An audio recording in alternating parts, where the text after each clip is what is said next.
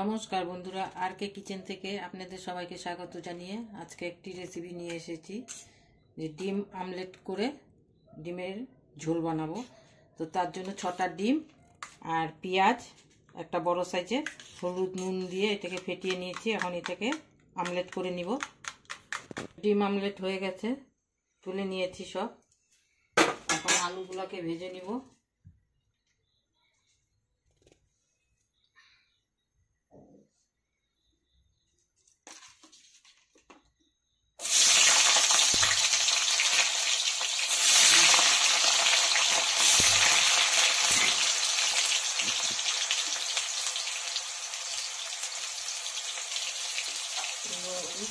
হলুদ নুন দিয়ে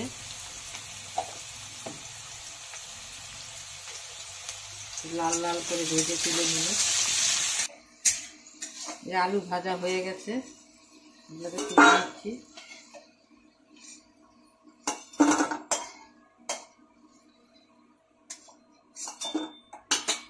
দারচিনি, লং, এলাচ আর জায়ফল একটু দিয়ে দিলাম ফোড়নে।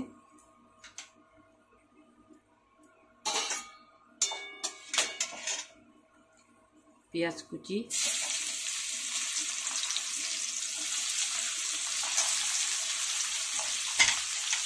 এগুলোকে একটু ভেজে নেব। পেঁয়াজটা হালকা ভেজে নিয়েছি। এখন এর মধ্যে আদা, রসুন, ছোট্ট একটা পেঁয়াজ, লঙ্কা একসাথে বেটে নিয়েছিলাম, সেটা দিয়ে দিলাম।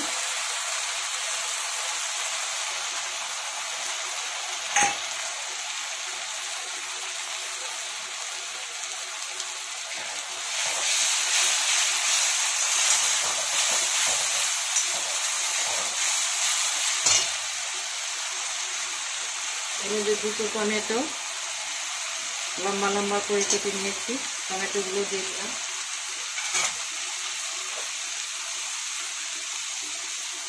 এখানে হলুদ,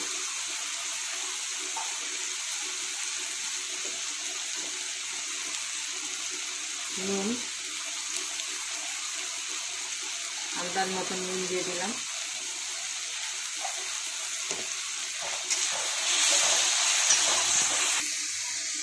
টমেটোটা নরম হয়ে গেছে। এখন এখানে 1/2 চামচ জিরে গুঁড়ো,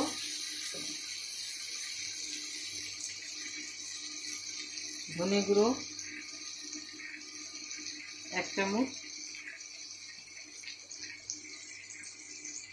চিকেন মশলা 1 চামচ দিয়ে দিলাম।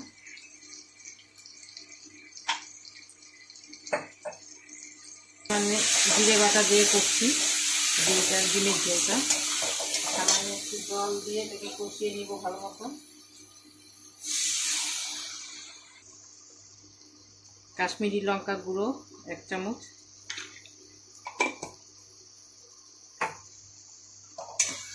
এখানে সবগুলোকে একসাথে ভালো করে কষিয়ে নিয়ে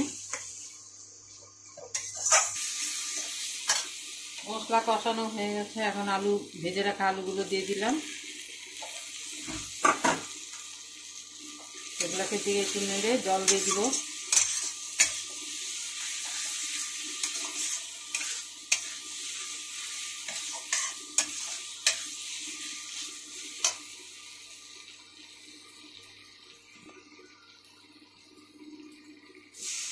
উষ্ণ গরম জল, উষ্ণ মানে উষ্ণর থেকে একটু বেশি গরম জল দিয়ে দিলাম।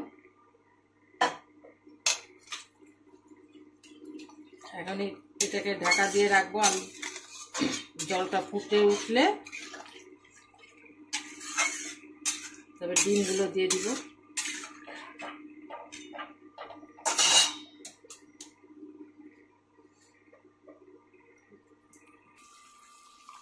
জল ফুটে উঠেছে, এখন ডিমগুলোকে দিয়ে দিচ্ছি।